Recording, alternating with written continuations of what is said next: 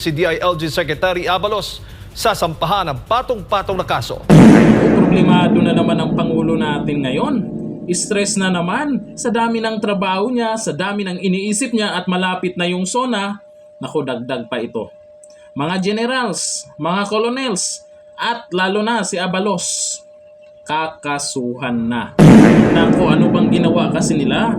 Ano may mga ginawa nila? Ba't makakasuhan? Ay, mas maganda panoorin natin yung video. Matapos ang marahas na search operations ng kapulisan sa mga KOJC compound sa Davao City noong June 10, mga general, colonel at maging si DILG Secretary Abalos sa sampahan ng patong-patong na kaso. Pasok binombahan kami ng tubig. Hindi naman, tingnan mo, oo. Klaro-klaro, 3:55 AM, dumiretso na lang kaagad, umakyat. Ano yan? That's breach. No?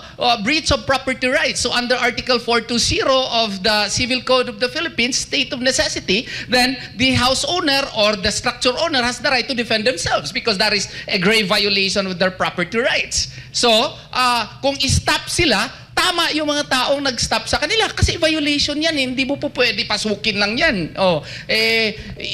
Yung institution na yan, marami ding nakatira Yan yan. naman kasi, kitang-kita naman sa video na may nangyaring illegal search dyan sa KOGC compounds. Sino ba kasing nagsabi na nandyan si Pastor Kibuloy?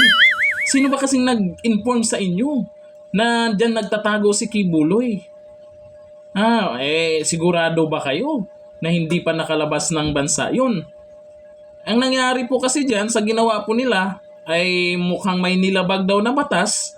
May mga batang natakot, mga kababaihan, may mga sinira, tapos wala naman pala yung hinahanap po nila. Meron daw silang batas na hindi sinunod. Kaya kakasuhan tong mga to. Naku, bandang huli. Hindi na nga nahuli-huli si Kibuloy. Hindi na nga nahanap-hanap. Hindi nga nila alam kung nasaan ngayon. Dagdag problema ng Pangulo na naman to. Malapit na ang SONA, dinagdagan nyo pa yung problema. Pero, sabi ng karamihan, sila naman yung gumawa ng problema. Kasi po, kung talagang seryoso sila dyan, ay talagang mahahanap yan. Kaya ang dahilan din po, kaya hindi sumuko itong si Pastor Kibuloy, dahil naman ay walang tiwala po sa Administrasyong Marcos. Baka ibigay lang siya doon sa mga puti. Kasi alam naman natin na mukhang pumapanig yung administrasyon ngayon doon sa mga puti, doon sa malayo. Hindi nakipagkaibigan sa kapitbahay, lalo na ang China na kapitbahay natin sa Asia.